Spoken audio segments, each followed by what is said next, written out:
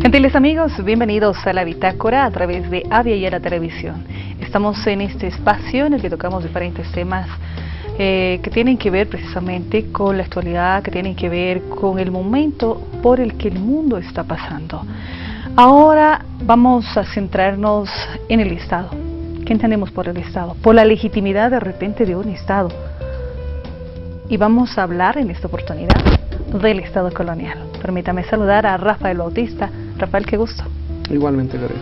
A ver, vamos aclarando conceptos, categorías, alguna vez lo decíamos en el anterior programa, hablábamos de vivir bien, hemos puntualizado cada uno de los temas, pero es importante entender si el Estado es aceptado, es respetado, es consolidado o simplemente pasa a tercer plano, solo de nombre, ilegítimo. Y ahora vamos a entrar ya en la secuela de estos programas a tematizar en qué consiste el Estado, para hacer el tránsito entre del Estado colonial al Estado plurinacional. Entonces, para tematizar el Estado plurinacional, tenemos que ver por qué aparece la idea de un Estado plurinacional, a qué se opone, qué intenta superar y transformar.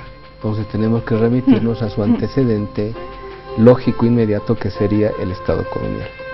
Pero vayamos a ver cuál es la naturaleza de un Estado. ¿Qué es un Estado? ¿Qué es un Estado? ¿Cómo entendemos un Estado? Solo de nombre de repente. Estado es un concepto. Democracia es un concepto. Política es un concepto. Alguna vez hemos dicho, ¿no? Nuestra relación con la realidad es el lenguaje. Nuestra mediación para relacionarnos con la realidad es el lenguaje. Y el lenguaje está lleno de conceptos. Entonces, nosotros solo podemos evidenciar algo como existente cuando lo hemos nombrado.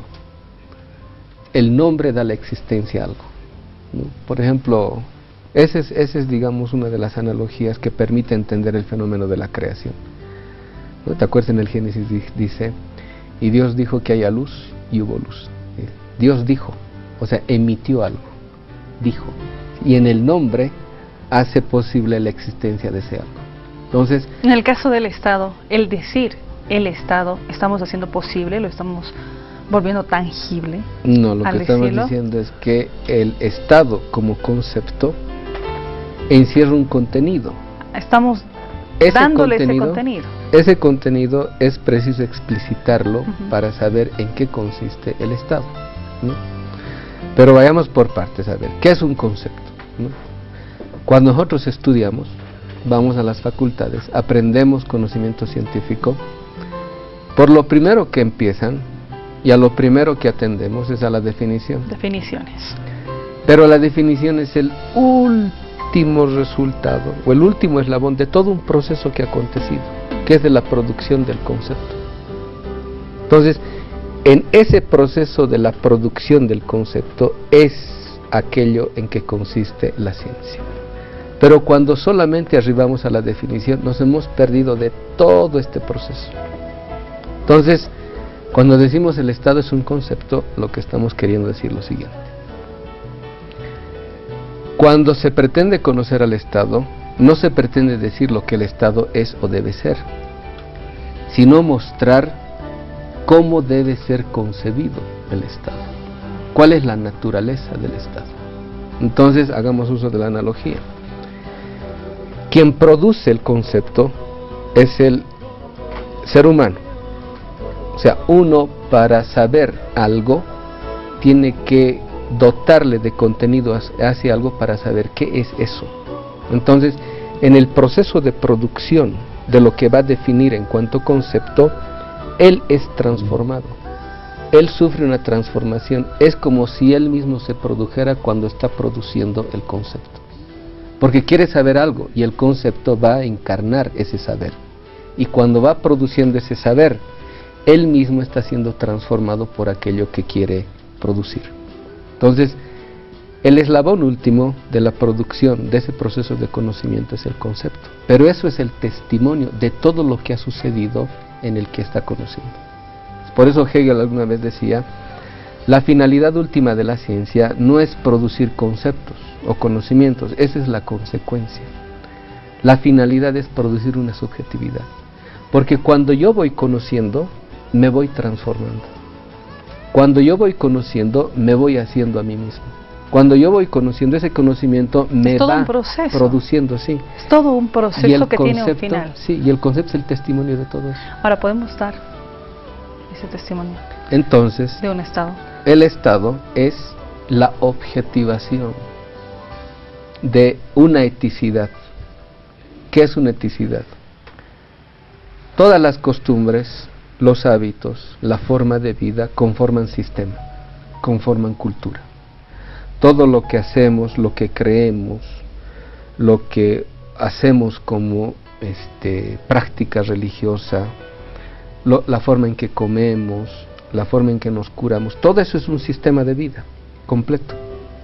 La explicitación de eso constituye lo que se llama eticidad, es decir, la forma de ser, la forma de existir. Y la eticidad es lo que expresa la forma de ser de una comunidad, de una cultura. Entonces, cuando eso se explicita, uno se da cuenta y dice, así es como vivimos, así es como somos. Y de eso podemos derivar el lenguaje pertinente a la constitución del Estado, que es la ley. Es decir, la explicitación de la forma en cómo existimos, cómo somos lo que somos, produce por reflexión la normatividad que nos puede normar como seres humanos, de acuerdo a nuestra forma de vida. La explicitación de todo eso conforma un Estado. Entonces, el Estado sería la objetivación de lo que somos. Cuando sabemos quiénes somos, podemos proponernos un proyecto de vida. Y el Estado sería la objetivación de todo aquello. Por eso un Estado en última instancia es la explicitación racional de lo que un pueblo es en última instancia. Cuando un pueblo decide ser sujeto de su propia vida y su propia historia, necesita producir las mediaciones que hagan posible su realización como pueblo en tanto que pueblo. O sea, ahí hablamos de que el pueblo produce su Estado. El pueblo produce la explicitación de lo que es en última instancia. Y el Estado objetiva eso. Y lo objetiva en instituciones, en normativas, en leyes, en constitución. Todo eso expresa lo que somos. Eso es el Estado. Es decir, el Estado no es un edificio, no es un gobierno, no es una casa, no, el Estado es la explicitación de nuestra forma de ser, de nuestra forma de existir. Cuando el Estado expresa eso, hay correspondencia entre lo que yo soy y lo que el Estado es.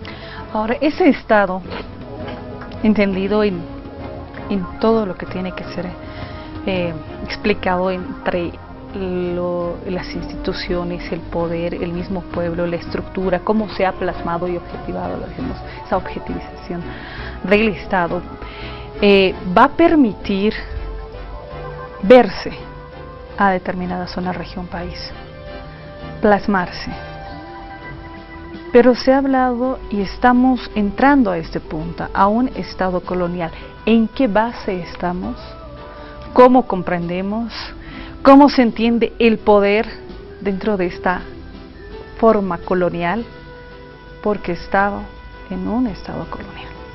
Entonces nos va a permitir hacer un análisis ya partiendo de que es un Estado, como lo entendemos. Entonces, de modo muy así laxo, hemos intentado explicitar en lo que es un Estado, ¿no? Ahora bien, bajemos ahora a la historia, ¿no? Porque tenemos que hacer una historización de por qué aparece la necesidad de concebir un Estado plurinacional como la manera más racional de superar un Estado anterior, que queremos negar, queremos superar. Entonces, pero primero tenemos que tener la caracterología de lo que queremos superar para saber qué es lo que tenemos que ya no remedar, ni ya no copiar. ¿Qué es un Estado? Hemos dicho, es la explicitación de un proyecto de vida, de lo que un pueblo es, ¿no? Vamos ahora, ¿qué ha pasado con nuestros estados? ¿Qué ha pasado con nuestros estados? Siglo XIX aparecen los estados latinoamericanos y aparecen bajo una apariencia paradójica, y vamos a explicar qué es una apariencia paradójica, porque aparecen estados independientes que encierran estructuras profundamente coloniales. Entonces, esa es una apariencia paradójica. ¿Por qué? ¿Cómo puede ser algo independiente y colonial a su vez? Pero esa paradoja es, porque es aparente, es superficial. Porque en el fondo los estados que nacen latinoamericanos son formalmente independientes, o sea, de boca para afuera, pero al interior poseen estructuras profundamente coloniales. Entonces, ¿cómo explicamos esto? ¿Qué? Por esa estructura colonial, por esa imposición en la forma de vida, en la forma en la que tiene que trabajarse y estructurarse una sociedad. Sobre esa base es que se ha formado un Estado. Por tanto, estamos hablando de un Estado colonial, que habla de independencia y libertad, sin embargo, está bajo una lógica de imposición e invasión, y esa invasión que no ha sido de la mejor, una invasión bajo la sumisión del resto. Entonces, nos vamos a servir de una categoría, ¿no?, que lo propone Aníbal Quijano, la colonialidad del poder. Entonces, para diagnosticar qué es un Estado colonial, nos vamos a servir de esta categoría, para decir lo siguiente. La colonialidad del poder, en los términos de Quijano, se funda en la imposición de una clasificación. Dice Quijano, de una clasificación étnica racial de la población. Nosotros vamos a decir una clasificación antropológica. Es decir, nuestros estados nacen a partir de una clasificación previa profundamente racista, que distribuye en esa clasificación la división del trabajo, por ejemplo, la división de la producción, el sistema de la producción. Entonces, ¿qué quiere decir esto? Que a la clasificación social propia de nuestras sociedades le antecede una clasificación racial, una clasificación antropológica entre quienes mandan y quienes obedecen, quienes hacen los trabajos de escritorio y quienes hacen los peores trabajos. Es más, quienes realizan los trabajos que van a cumplir el sostén de toda la economía son quienes nunca van a ser retribuidos económicamente. Porque para ser retribuidos económicamente necesitaban ser considerados seres humanos, o sea, sujetos de salario. Pero si no los considero seres humanos, no considero que deban recibir salario. Y sin embargo, sobre ellos se descarga el peso de toda la economía. Entonces, ahí hablamos de una sociedad clasificada racialmente y cuya base de representación nunca es considerada como perteneciente a la nación, ha de ser el indio. Entonces, desde ahí podemos decir que la estructura del Estado que nace en el siglo XIX, aparentemente independiente, guarda al interior suyo una profunda discriminación e injusticia de carácter estructural. Sobre eso se ha construido el Estado, sobre eso se ha plasmado, se ha entendido. Y el objetivo de este programa, lo decíamos, es precisamente aquello. Para entender qué es, y por qué, y cómo surge el Estado plurinacional, queremos comprender el Estado colonial. Una pausa y ya retornamos.